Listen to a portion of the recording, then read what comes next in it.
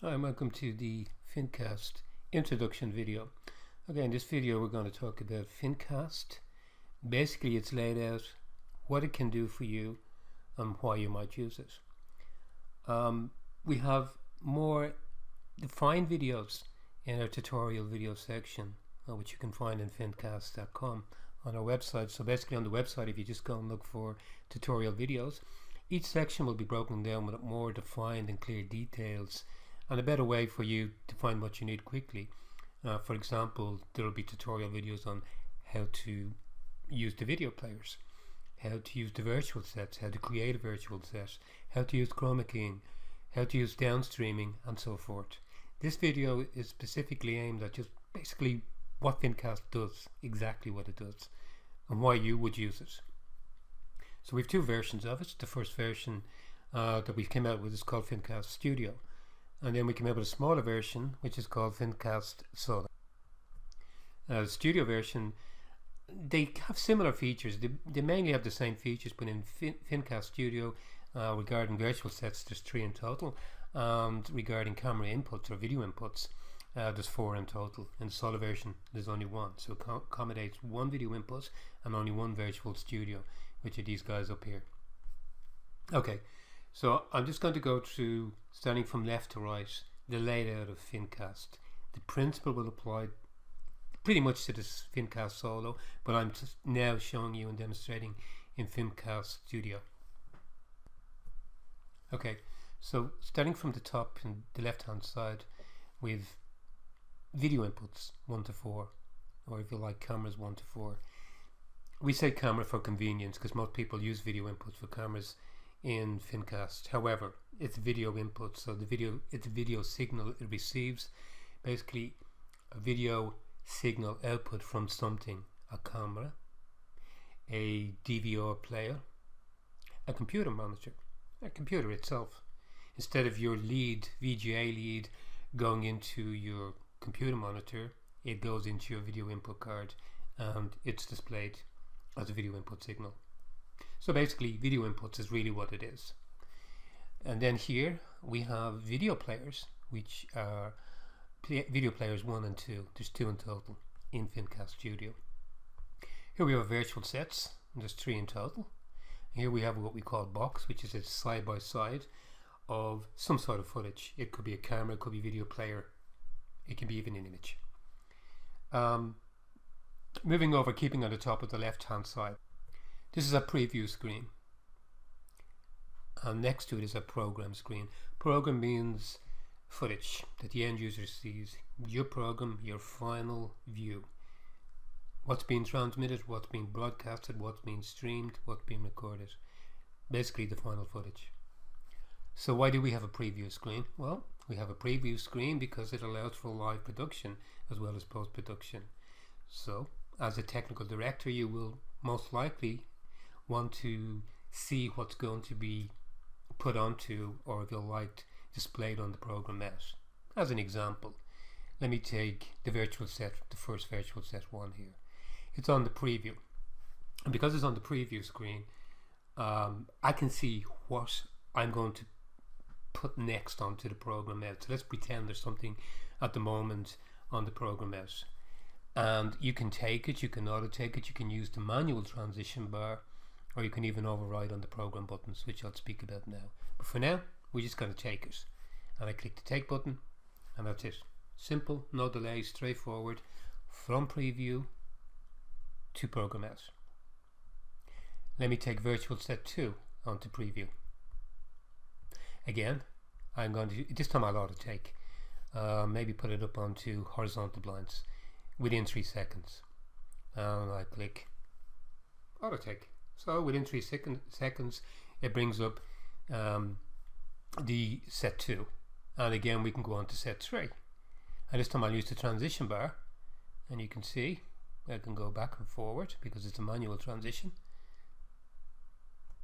And again, if I go back to virtual set 1, you can see from the top this time going down, it still works perfectly. No need to change it back. It knows its own position. And again, if I just do it on 3, you can see moving up the manual bar, it does the same. Okay, So take is the simple as cut in the expression. Some people in the industry say cut or take. We use the terminology take. Take camera 1, take camera 2, take camera 3, whatever is going to be taking from preview to program. This is a timer and how long it takes. So obviously I put this up at crazy, something like 8 seconds. You can see it's going to take much longer for the transition to take place. So it's just basically a timer and how long the transition will take to take. 0 basically is the same as take. It means it's instant. Normally 3. It really depends on what you're trying to achieve in your transitions. There are 32 transitions in total. We've got all sorts of transitions here: circle, reveal, search, crumble, dissolve. Yeah, dissolve's a nice one actually. I kind of like that one. There's quite a few on this, but again, there is a tutorial video, and there will be full tutorial video on how to use the switcher, and I will go into this in full detail for you. Okay, then we have the effects, which is basically for allowing effects on your program out. And again, there's a few in that. You've got frosty, you've got invert, you've monochrome, which is probably the most used. You even got split screens, by the way, in this. You've got granite pencil there, tile split, which is like half and half screen. You've got quad split, you've got 6 split, which is like 6, and then there's an 8 and a 12. And here we've got the back color button, which is by default red, which allows you to basically change the default color. I'll leave it at red for now. And so that basically means over here on the preview, if I was to click back, it displays a back color, and it's red at present by default, and it would be the same in program. Okay, now before I move over here onto these buttons, I just want to talk about the keyboard commands. Keyboard commands are laid out here for you so you can clearly see them. You've got them for the preview keys up, which I'm going to speak about now, and you've got them for the program keys. So for example, here it's clearly written in the preview. It's cameras 1, 2, 3 and 4, set 1. You're pressing key G will bring it. Well, set 1's on at present, so let's maybe do set 2, which is key H on your keyboard. If I press H, 2 goes to preview, and we said G with the other one. If I press G, and again you can switch the actual switches on it, so I can simply just click, as you may have noticed, 2 and 1 with the mouse. But again, there's completely keyboard commands available for this, as equally on the program out. Now I just want to explain about the program out. Let me put something up in preview. Program will allow you to override what's in the preview. This can be very useful. Sometimes somebody may have put the wrong camera up to be switched, or the wrong footage in the preview. As the technical director, you may look, and just about when you're to make the switch or give the command to switch, you may realize this is the wrong footage. Well, in such cases, all is not lost. Within milliseconds, you can actually just override by clicking the override button. So I pick 3, for example, and again, what's in the preview does not come down this time, because we've overridden by simply clicking on the program itself. Let's do that command for program, just like we're doing with the keyboard. So set 1 in this case is V, so I click V on my keyboard, set 1 comes on to the program out. Okay, now again, there's a whole list of keyboard commands here, and you can go through them. So you can probably notice when I'm making switches here, red means preview and green rectangle means program, and again that matches up quite clearly here. So again, if you're a little bit unsure what's going on up here, just simply look for red on the left hand side, and you see, okay, yeah, it's set 2 or camera 2 or camera 3 or whatever. Again, on the program, you're a little bit confused what actually is being displayed. What do we actually send down last time? Was it camera 1, 2 or 3? Because in some studios it can sometimes look, all depending on the camera, it can look similar. So again, looking quite over here, you can see with the green it's set 1. And if we have both on preview and on the program out, here when we look up, we can see half and half red and half green, which clearly means set 1 is in preview, which it is, and it's also in program out. Very handy feature that. when you just need to really clarify something before making a switch. Now, let me talk about the videos. Okay. No, I'll start basically with the tabs of video inputs. Video inputs are for displaying what's on your cameras. They pick up webcams, your video capture cards, crossbar, DexLink cards, DV, and here's just video adjustments like brightness, contrast, saturation, and hue. Over in the left hand corner we can switch between normal preview, video preview, and for DexLink cards only we've got a DexLink preview, and start buttons allow you to click start your video input, stop it, pause it, and resume it.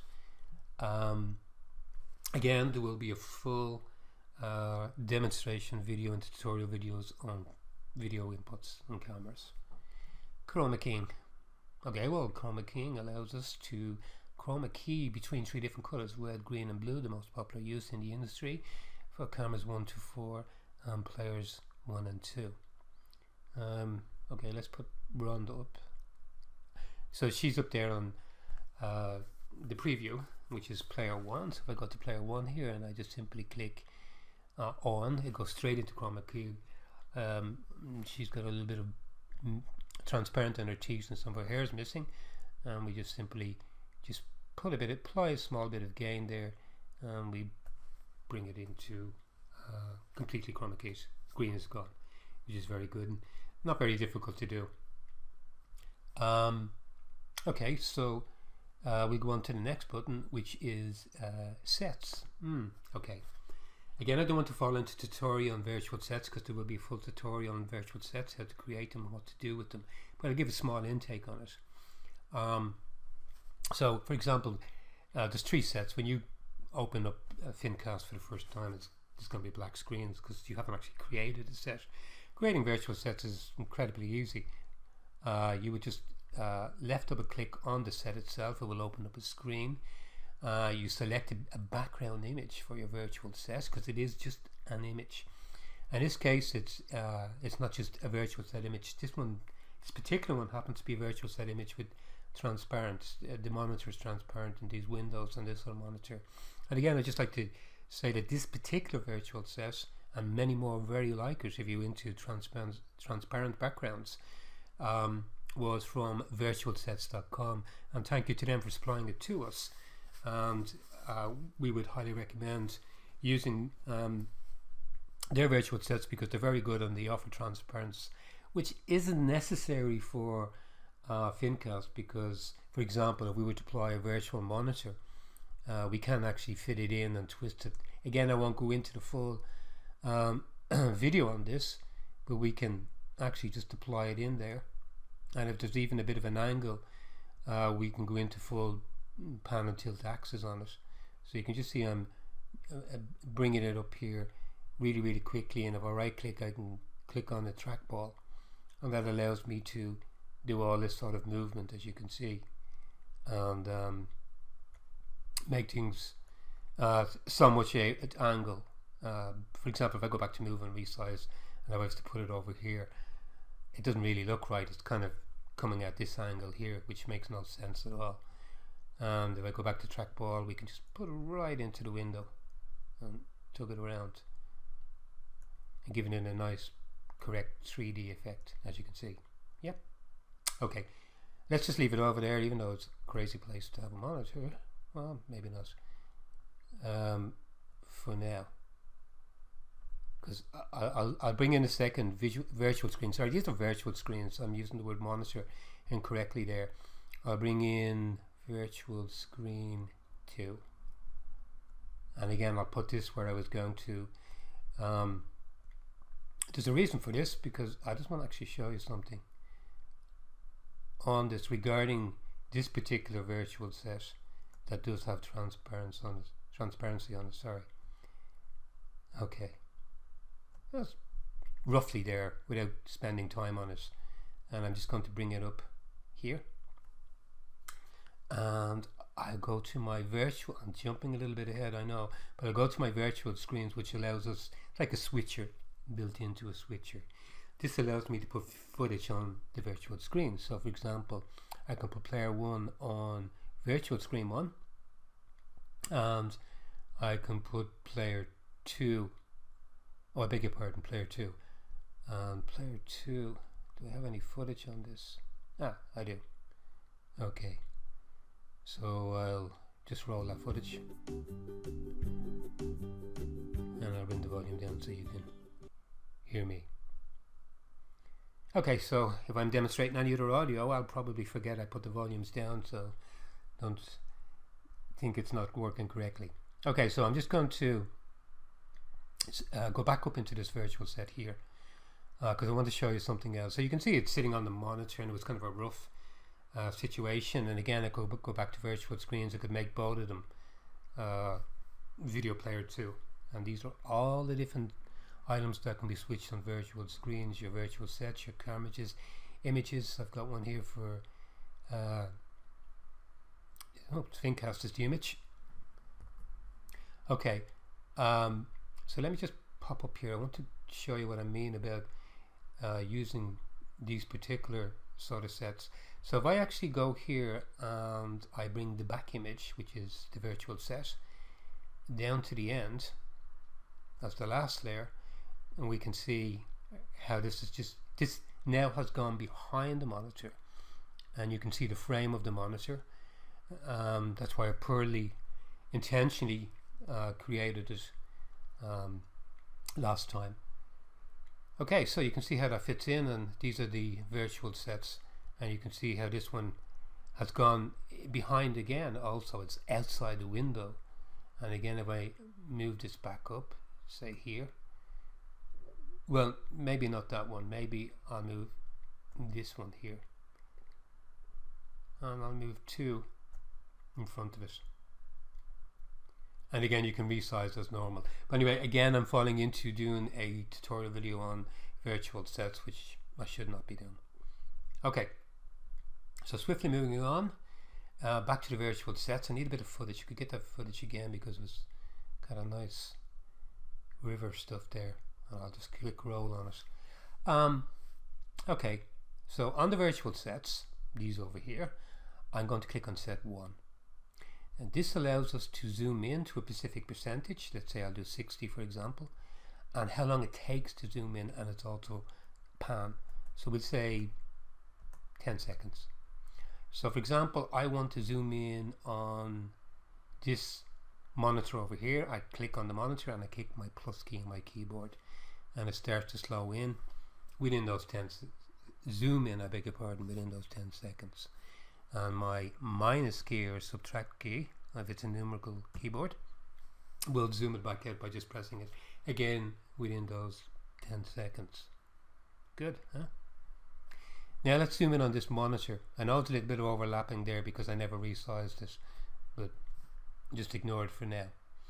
60 might be too much, but anyway, I'm going to click on this monitor here, and I'm going to zoom in onto the center of it by clicking the plus key.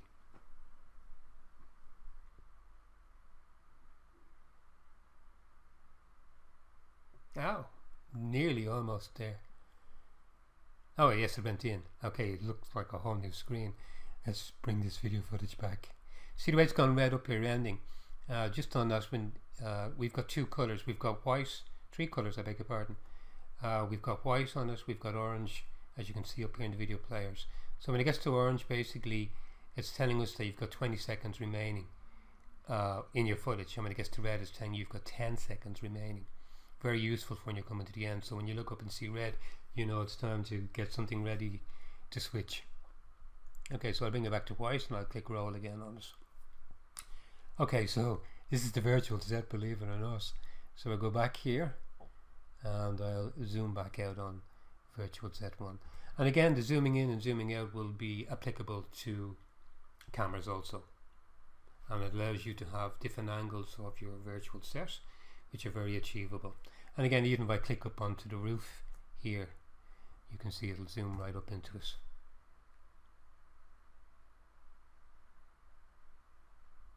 There you go. That's good drawing on the virtual set. Right, even up the roof, it looks very realistic there. Okay, now that we've done that, let me move on to, I'll just pause this footage. I'll bring it back to maybe here instead of be still for a while. Audio is very straightforward. You can select a file from your audio, you can play it, and it allows you to play in background music, background speech, background audio where it's needed. Graphics, we've got a logo which can be downstreamed on the screen in the downstream section. The downstream section will allow us to do a logo. Image 1, image 2, clock, cameras 1 to 4, video inputs 1 to 4, players 1, 2, 3 and 4. That's player 1, that's player 2, and then your virtual sets 1, 2, 3 and multi and black. Black means going to black. You probably hear the expression in the industry saying go to black, which is usually what you do at the end of your transmission, and you simply, this stops everything. When you click it, nothing else will be downstreamed, and no matter what we switch, even on program, it's not going to be shown. We're completely on black. Okay, now I'm just going to pause around there because she started to play automatically, which it should do when we take from a preview, and I'll just roll that back and I'll pause this one. Okay, so now I'll undo the black and we can see what was last done behind the black. So for those who are not familiar with downstreaming, downstreaming is basically something we put on top of the program out, and whatever's downstream, no matter what we switch, the downstream remains. So it's always above, and is usually used for logos, clocks, scrolling text, and many other situations. And with Fincast, everything you see here can be downstreamed, and you've got a complete menu. It's not just downstreaming anywhere. You can reposition the size of the item. For example, if you're downstream camera 1, you can, how big it's going to be, where it's going to be on the screen. All that's completely available. Again, that will be in a tutorial video on position and resizing of downstreaming. And there are all the items that can be done on the clock. Can be also the background color can be changed on the foreground color. So it's not default. I mean, it is default red and white, but you don't need to keep that. Okay. So I'll just turn off a few of these things because they're a little distracting. So graphics I was speaking to you about. Here you just change your image 1 and your image 2. Images can be really anything. You could be talking about a pop star. It could be a graph. It could be a weather chart. The list is endless. Virtual screens, well, we've pretty much discussed them. We've an ident button, by the way, if you need to identify what the screens are. By clicking it there, you can see that's screen 2 and that's screen 1 if you've forgotten. And that can also be done in the virtual set itself. You have an ident button here also. Okay. Incidentally, let's just overlap them because of the size. It can be what is it, screen 1, so I need to click on screen 1 here. Not screen 2, I beg your pardon. Okay, there, that's better. Okay, now monitors. Realistically speaking, with Fincast, if you're using a 24-inch monitor upwards, the bigger the better. You really will not need external monitors for cameras and sets and players or whatever, because everything will be seen really easy on a big screen, and everything is in front of you that you need to see.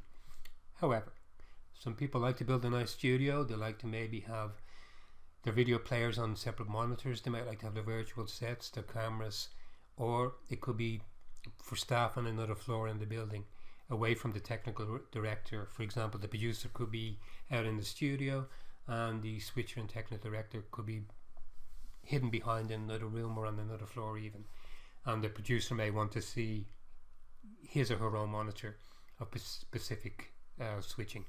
in such cases, it's available. 5 additional monitors 2 to 6, because monitor 1 is using on the PC for Fincast Studio. And here is everything you can switch independently to an external monitor. Your 4 cameras, your 3 virtual sets, the box, the players 1, 2 images, backgrounds, multi-camera preview, which is this guy up here, and the program S. Lower thirds, again, I don't have any created. Right clicking allows you to create a new lower third. Very quick to make, very simple to make. No need for Adobe effects or spending a lot of time or spending money on resources to create lower thirds. Create them on the fly incredibly fast, and they can be switched, and you can have as many as you want, and they fill into a list here. And over here is a Pacific switcher for lower thirds, and you can even have auto take, which means not auto take, auto come off. So you can switch a lower third, and then you can click this button also and have a time on it. So basically you don't need to worry about taking it off screen. It'll come off automatically itself after 3 or 5 seconds, and that's just a countdown of it happening. Box, that's what we call it. Again, how it looks can be changed vastly with its background colors, background image, text, edit names. Let me put box up here on the screen. There we go. Like you can, I don't know, maybe call it Studio 1, and maybe call this one Studio 2 as an example. And you can see a change in there. Again, these are the items you can put. This is the left screen and this is the right screen. Really doesn't get any more simple than that. You could put set 1 up here as an example, and you could put maybe player 1 here, or player 2, or both. You can have both player 2 and player 2 if you like. So that's pretty much box and box. Great for interviews. Multicam basically means you will have all your cameras, if you use the quad version, as one image, or you can have the 3 cameras or split screen cameras 1 and 2. And the settings in this case is really all we have in here at the moment is to take a snapshot. So let me put up video footage 2, and I'll take that down and let it play, and you can see it automatically plays when we take it from the preview down. I can just take a snapshot, and I'll take a snapshot of whatever is being displayed on the program S. Now snapshots in full HD 1920 by 1080. Okay, so audio, another section across on the right hand side. This section, I'm just going to pause that video. Audio is for players 1 and 2. It's like most audio, it's got your fade in, fade out, and it's got auto fade between the two, like most audio mixers. Again, tutorial video on this. Players 3 and 4 is the audio players that we saw previously, and the microphone really does nothing at this stage, is for further use. And then you've got your master volume, and you've got your fade speed, and fade speed is in these fading in and out, and your level of what it fades to. So when you basically click volume in at the moment, because it's on level 1, it goes all the way to the top, and I'll just fade out the sound for player 1 as if it was playing. However, if I was to bring this down somewhat more, maybe to about halfway into the 5 mark, you'll see when I fade in the volume, it'll only go up to the 5 mark, which is all you may want it to, and fade out this way. So if I fade in again, you can see this button between them is one opposes the other. So player 1's volume would be up, for example, and players 2 is down. So when we click this, player 1 starts to fade out and player 2 volume starts to fade in. Again, I'll just take this out so no footage comes over, or no volume comes out as I speak. these are your audio inputs, and it picks up really pretty much any audio input. So you most likely will be using, if you want a system, you have a couple of options there. Really, you can use VisualForge what you hear source, and that means whatever sound comes out on your PC is what's going to be recorded. The same for live streaming. And here, this one is your record settings to change it in screen size, and then to change it in the format you want recording: AVI, Fly, MKV, and so forth, MOV, Windows Media Player, and MPEG. Frame rate to match up with your resolution size, and threads got to do with the threads on your PC. Again, there'll be a full tutorial on recording and live streaming. And live streaming has got its own level of settings.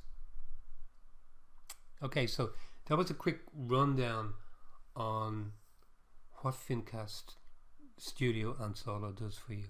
And the only difference between the two is the number of inputs and the number of virtual sets. Having 3 virtual sets can be very handy, especially if you're broadcasting one presenter. We'll just take news as an example, doing the news, and then somebody else in another studio for weather and something else. But for a lot of people, they just broadcast for themselves live doing their program on YouTube, and Fincast Solo is more than sufficient, and it's incredibly cheap for $49 for what it can do. So full information is on our website, fincast.com, and I would strongly suggest to look at the tutorial videos there, and they will change from time to time. So the most recent version at present of Fincast Studio and Solo is version 4. Okay, so thank you for watching. Hope this video has been some helpful to make you more knowledgeable on what Fincast can do for you and your professional video broadcasting, live streaming, and editing. Thank you for watching. Bye now.